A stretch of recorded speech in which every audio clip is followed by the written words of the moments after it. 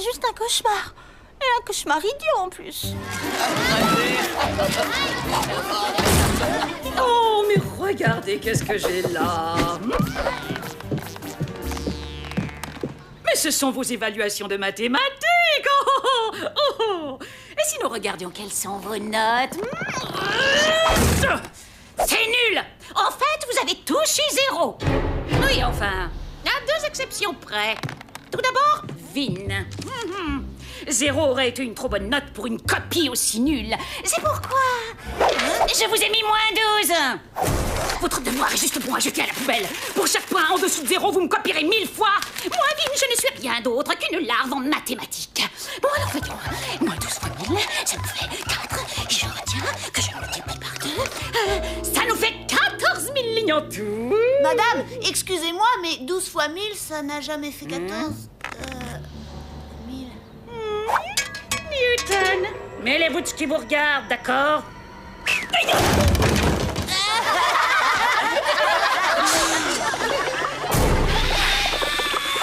Eh bien, bande de petits insolents, puisque c'est comme ça, je double la punition. Alors, 2 fois 14, ça fait... Ça fait 30 000 lignes. Et maintenant, à vous, Cathy. Vous avez bien répondu à toutes les questions. Mais... vous avez, hélas, oublié d'écrire la date dans la marge. Vous avez 0,5. Bon, exceptionnellement pour aujourd'hui, je vais avancer l'heure de la récréation. Vous avez entendu la cloche? Allez où, c'est dehors. Ah, Vin, tu es là. Justement, je te cherchais. J'ai l'habitude qu'on me recherche, monsieur Soper. Je peux faire quelque chose pour vous? Eh bien, en préparant les bulletins trimestriels, je me suis aperçu que tes notes en mathématiques avaient sacrément chuté ces dernières semaines. C'est que les chiffres et moi, on n'est pas très copains. Vin, vouloir être populaire n'est pas tout dans la vie. Si tu consacrais aux mathématiques ne serait-ce que la moitié de l'énergie que tu consacres à plaire aux autres, tu serais un des meilleurs élèves de Pinkerton.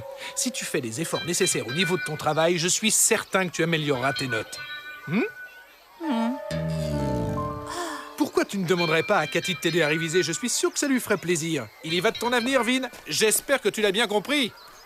Salut, Vin. Allez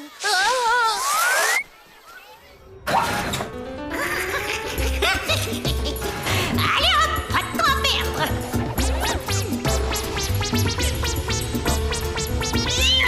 C'est parti. La récréation est le moment idéal pour essayer mon nouveau jouet.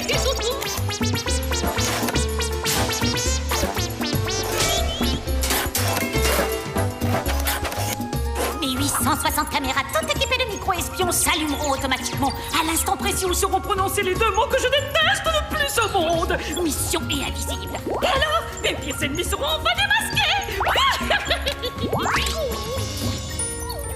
Elle nous garde en classe après que la sonnerie retentisse, sa Macbeth, elle le fait tout le temps. Mais qu'elle avance lors de la récré, c'est du jamais vu. Peut-être qu'elle en avait assez de faire classe. Au moment où elle nous rendait des mauvaises notes, j'y crois pas une seconde. Zéro a raison, il y a un truc pas net. C'est décidé, Mission Invisible passe en alerte de niveau 1. Ça y est, ça a marché. Trixie, à la fois froide et calculatrice, je savais qu'elle en faisait partie. Newton et ses farces stupides. Très franchement, ça ne m'étonne pas qu'il en soit lui aussi. Zéro et son côté dur à cuire. Sa participation au groupe ne fait aucun doute. Quoi? Cette andouille de Vin fait partie de l'équipe? Oh, ça par contre, c'est une surprise. Vin, Hein? Quoi? eh bien, c'est à propos des maths. Ouais, et ben quoi, les maths? En fait, j'ai entendu ce que t'as dit, Monsieur Soper, et on pourrait aller réviser ce soir à la bibliothèque, si tu veux. À la bibliothèque? Pourquoi on choisit pas un endroit avec moins de monde? Hein? Comme ça, on pourra mieux se concentrer. Hein? Tiens, le sous-sol, par exemple, c'est calme, ça. Personne ne nous dérangera. Tu crois vraiment que c'est une bonne idée? D'accord, va pour le sous-sol. Bon, je te dis à ce soir, alors. On peut savoir pourquoi t'as choisi le sous-sol? Cathy est quelqu'un de sympa, mais est-ce que vous l'avez bien regardé? Si pas une bouche qu'elle a, cette fille, c'est une rangée de barbelés. Bah, ça craint. J'ai vraiment aucune envie qu'on me voie avec elle. Franchement, Vin, là, c'est toi qui crains. Tu parles de Cathy comme si c'était un monstre. T'es vraiment méchant. Si je comprends bien, t'as honte d'être vue avec elle, mais par contre, ça te gêne pas qu'elle t'aide en maths. T'es rien d'autre qu'un macho hypocrite et prétentieux. Hé, mais qu'est-ce que tu fais? Oh, c'est ma foi vrai. Vin est à la fois prétentieux, méchant et hypocrite. Il est plein de qualités, ce garçon. Dommage qu'il fasse partie de cette maudite mission invisible. Hé, mais Zéro, qu'est-ce que tu fais? Je t'emmène à la cafette et une fois là-bas, je t'accrocherai au porte-manteau par le slip. T'as rien à faire dans l'équipe de... mini-golf. Hein? Comme je vous le disais tout à l'heure, nous avons tous une mission. Terminer premier au tournoi de mini-golf. Voilà la mission. Ce ne sont pas eux. J'aurais dû m'en douter. C'est vrai, Trixie, Zéro, Newton, sans parler de cet idiot de Vin, c'est le genre de gamin à jouer au mini-golf. Leur profil ne correspond pas du tout à celui des membres de Mission Invisible.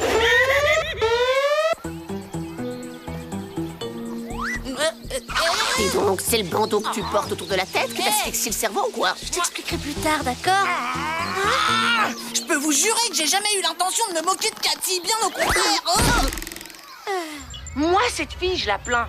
Je trouve que son appareil dentaire, il est encore pire qu'un instrument de torture du Moyen-Âge. Ça doit être horrible d'avoir un truc pareil dans la bouche. Et je vous parle pas des aftes que ça doit donner. Vraiment? Ni de la baffe qui coule tout le temps. Et puis pour couronner le tout, c'est vraiment super moche. Décidément, cet appareil dentaire est une invention formidable.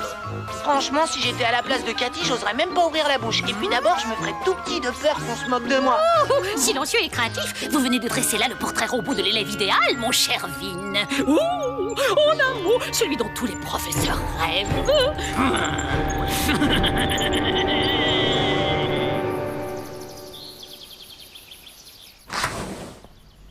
Ah, Vin, vous êtes là.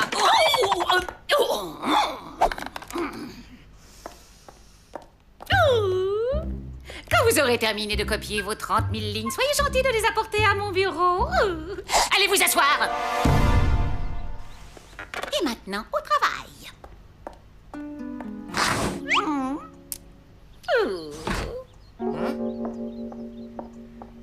Moi, Vin, je suis une larve en mathématiques. Moi, Vin, je suis une larve en mathématiques. Moi, Vin, je suis une larve...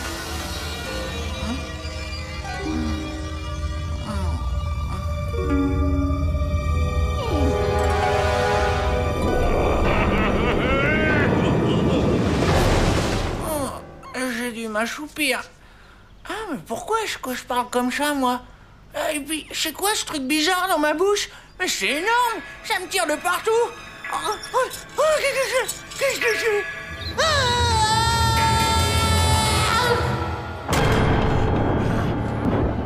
Qu'est-ce que vous m'avez fait? Oh, 3 fois rien. Comme je trouvais que vos dents étaient toutes de travers, j'ai décidé de les réparer. Un élève modèle se doit d'avoir une dentition modèle. Vous allez voir, espèce de... Sachez qu'un élève n'a le droit de me parler que lorsque je lui en donne la permission. En vous regardant, il m'est venu une idée. J'ai décidé de vous transformer en élève idéal. L'appareil que vous portez contrôle le moindre de vos gestes et la moindre de vos paroles. Grâce à lui, je vais vous dresser jusqu'à ce que vous deveniez un modèle pour les autres élèves. Oh, je l'ai oublié. Inutile d'essayer de parler à qui que ce soit, puisque de toute façon, votre appareil vous en empêchera.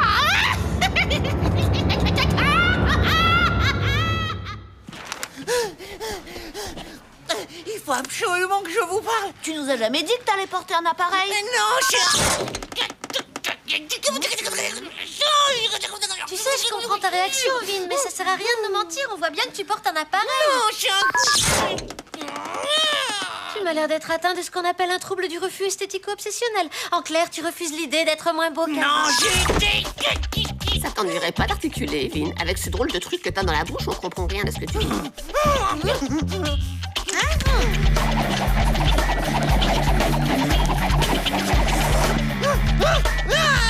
Vin, tu es sûr que ça va?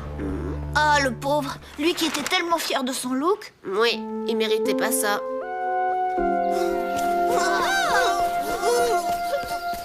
Je te jure.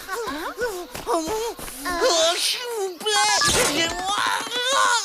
Dis donc, on n'a pas un truc super urgent à faire, Jaspal? Ah oui, c'est vrai.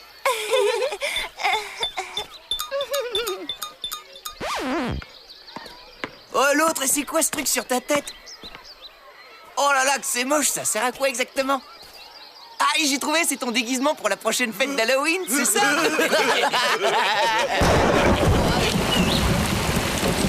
Hé, Hé, Vin, t'es dingue ou quoi? Reste pas dehors, tu vas attirer la foudre avec ton paratonnerre. Alors, on joue moins à sa star maintenant, hein, monsieur? C'est moi le plus beau garçon de toute l'école. Tu l'as fait avec quoi, ton attirail? Un vieux vélo? Oh, t'excites pas, mec. Je suis pour le recyclage, moi aussi. Je suis le roi du tri sélectif. Je vais te montrer.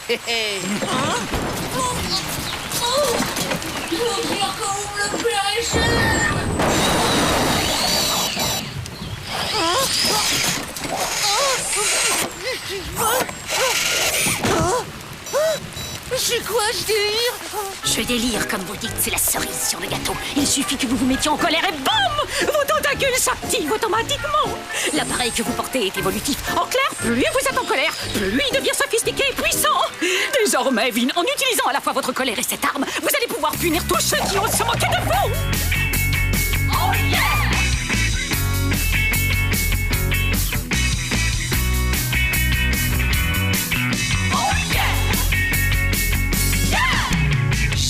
Solution. Je vais enfin pouvoir, grâce à mon invention, n'être pas assez morpion. Sur les dents, cet appareil est génial, car le contrôle est total. Des robots, des clones qui marchent au pas, ils seront sous contrôle, ils n'écouteront que moi, alignés en rang. Les sourires aux lèvres, ma machine sur les dents, ils seront tous de bons élèves. Obéissants, bien gentiment. Mon invention diabolique me permet de me venger de cette clique, de ces enfants qui t'embêtent. Ils auront tous le même visage, celui des enfants sages, des robots, des clones qui marchent trop pas. Ils seront sous contrôle, ils n'écouteront que moi. Je commanderai cette armée de clones et enfin je serai la reine de Pinkerton. La reine de Pinkerton. La reine de Pinkerton.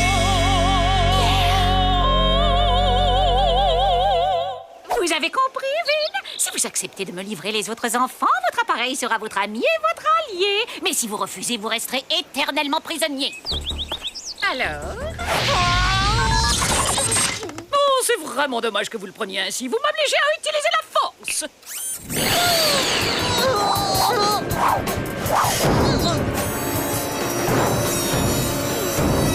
Pour ce qui est de votre choix premier, n'est-ce pas? Je vous suggère Cathy. Vous avez rendez-vous avec elle, si je ne m'abuse. Oh, Vin, quel séducteur vous êtes. Honnêtement, que Vin nous ait caché le fait qu'elle allait porter un appareil, je trouve ça plutôt étonnant de sa part. Eh ben moi, je trouve que cette histoire n'est pas très claire. C'est vrai, d'habitude, il hurle si la coiffeuse a eu le malheur de lui couper les cheveux un poil trop court. Et là, pour son appareil, il a pas dit un mot. C'est quand même bizarre, non? J'ai jamais remarqué que Vin avait besoin d'un appareil. J'ai toujours pensé que ses dents étaient parfaites. Le seul moyen d'en avoir le cœur net, c'est d'aller vérifier son dossier médical chez Monsieur Soper. Peux-tu me dire ce que c'est, Newton? Il s'agit de ma dernière trouvaille. Quand on mélange de l'acide carboxylique purifié avec du sirop pour la toux, voilà ce que ça donne. Oh, c'est tout bonnement fantastique, mais ça sert à quoi exactement? En fait, à rien. C'est juste que je trouve ça rigolo. RS, sa dentition est en tout point parfaite. Alors c'est sûrement un coup de Macbeth. Il faut retrouver Vin avant que la situation dégénère. Tu sais où il peut être? Non. Ah si, il doit être en train de réviser dans la cave de l'école avec Cathy. Est-ce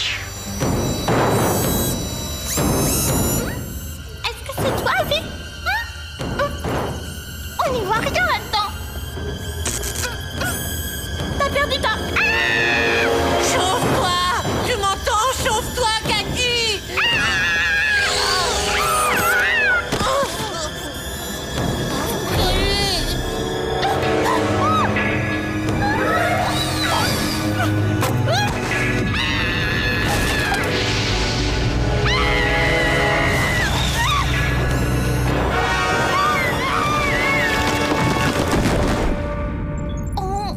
Encore le même cauchemar idiot?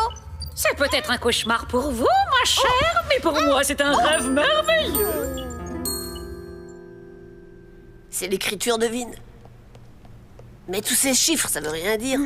Trix, Vin nous a laissé un indice. Je te scanne tout ça.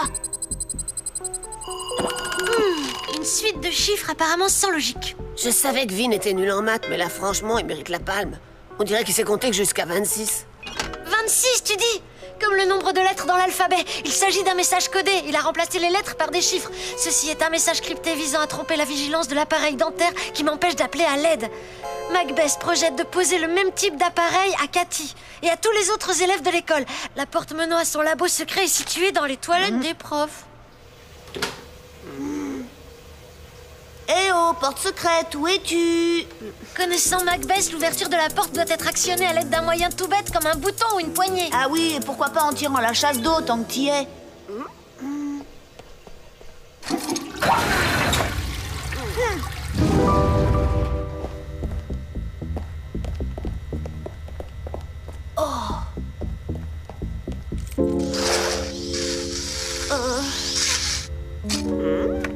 Ces appareils sont équipés de micro-électrodes qui envoient des impulsions au cerveau. C'est comme ça que Macbeth exerce son contrôle. Je dois pouvoir les modifier. Hé, c'est pas le moment de s'amuser, Newton. Qui a dit qu'on s'amusait, hein? Vous ne savez pas encore contrôler vos tentacules, mais ne vous inquiétez pas, ça viendra à l'usage. Bon, maintenant, retournez vite à la surface et capturez tous vos petits camarades pour moi. Oh, mais ça va pas la tête! Tiens, il y a un petit problème technique avec le machin chauge électrode, on dirait. C'est plus qu'un petit problème technique, ça dit. Oh non! C'est encore mission invisible! Les appareils maléfiques fonctionnent à merveille sur les élèves qui sont obsédés par leur apparence. Sur ceux qui, comme Vin, paniquent quand ils ont un bouton sur le nez.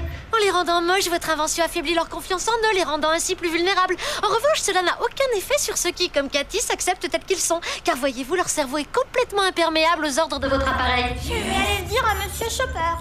Oh, Vin! Arrêtez-la!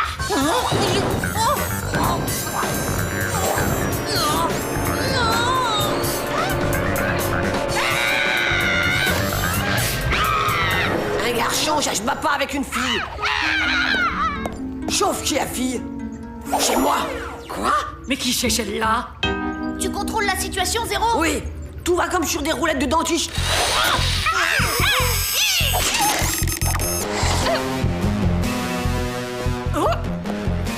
Je sais que dans ta tête, t'es de notre côté, Vin. Mais vu la situation, je suis obligé de te mettre une pâtée. Désolé.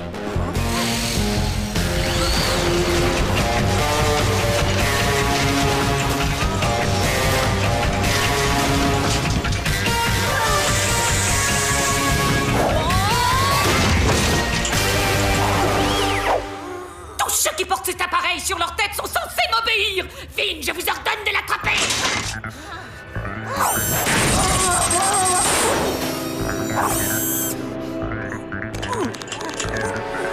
Vin, surtout ne l'écoute pas. Moi, je te trouve pas moche, tu sais. Mais d'abord, c'est quoi être moche? Porter un appareil, avoir des boutons ou les oreilles en feuilles de chou? Non.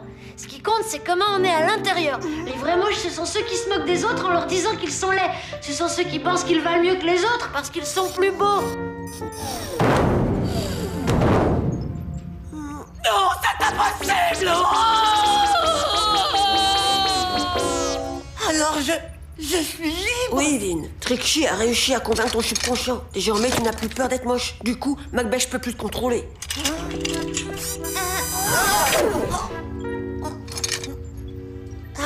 Je suis libre. Ouais.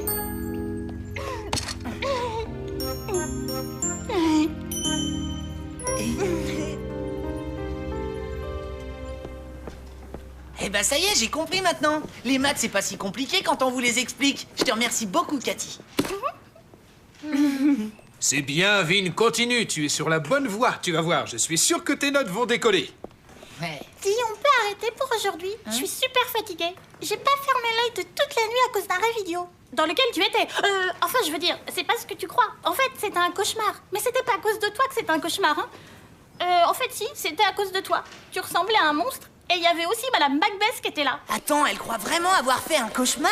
Affirmatif, notre cher Newton a hypnotisé Cathy avec sa visionneuse à kaléidoscope diapoisé. Pour elle, c'est comme si rien de tout ça n'était arrivé. Hé, Mais sans l'aide de Cathy, j'aurais jamais réussi à me libérer de l'emprise maléfique de Macbeth. J'aurais jamais dû la juger uniquement sur son apparence. J'ai été idiot. Ah, ça, tu l'as dit. Surtout qu'en plus, elle est assez mimi, vous trouvez pas? Au fait, en parlant d'idiot, où est passé Newton? Il est en train de s'amuser avec sa dernière invention. La mission invisible, elle est invincible. Quant à la mère Macbeth, elle pue des fesses. La mission invisible, elle est invincible. Quant à la mère Macbeth, elle pue des fesses. La mission invisible est invincible. Quant à la mère Macbeth, elle pue des fesses.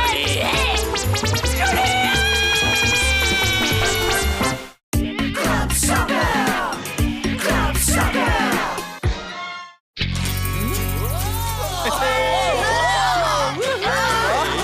Monsieur Sopper, elles sont trop nazes, vos fringues. Oh.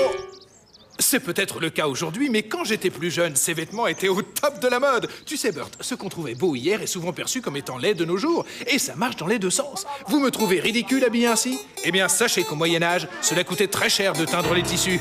En clair, plus vous portiez de couleurs différentes, plus vous aviez l'air riche et chic.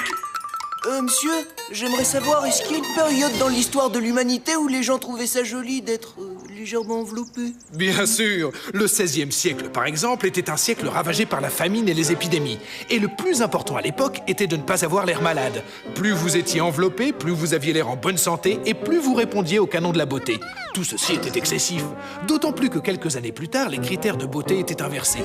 Au XIXe siècle, il était de bon ton d'être pâle et maigrichon. On disait que ça accentuait le côté romantique de la personne.